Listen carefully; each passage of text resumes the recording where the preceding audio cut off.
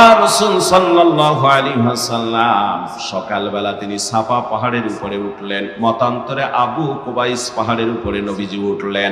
আবু কুবাইস পাহাড়, সাফা পাহাড়টা ছিল অনেক দামি পাহাড়।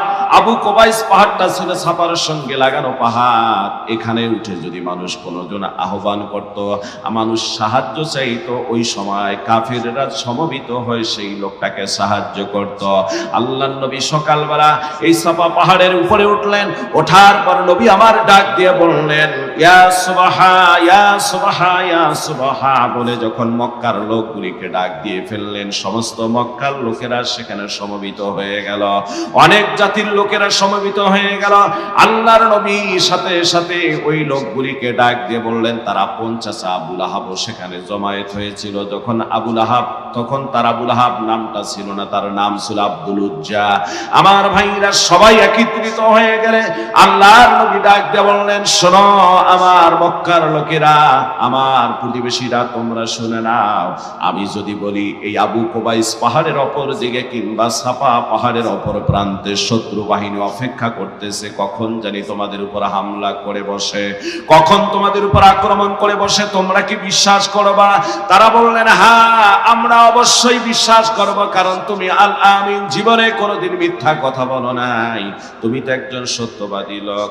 আমার ভাইরা এই কথা বলার সাথে সাথে আল্লাহর নবী সাথে সাথে সমস্ত কাফেরদেরকে ডাক দিয়ে বললেন, তাহলে তোমরা শুনে নাও, আমার সঙ্গে সকলেই তোমরা বলে ফেলো, কুলু লা ইলাহা ইল্লাল্লাহু তুফলিহুন। তিনি বললেন, তাহলে তোমরা পাঠ করো লা ইলাহা ইল্লাল্লাহ তুফলিহুন, এর ভিতরে তোমাদের সফলতা রয়েছে। কারণ তোমরা আজকে দেব দেবীর পূজা করতে করতে তোমরা আজকে কি করতেছো? তোমরা আজকে মা কালী, মা কালী, মা প্রদীপ, মা সরস্বতী, মা প্রদেবী, মা মা দেবতা ও মুক্তমুখের পূজা করতে করতে তোমাদের জীবনটাকে নষ্ট করে ফেলেছো। তোমরা ফিরে আসো আল্লাহ রাসূলের দিকে।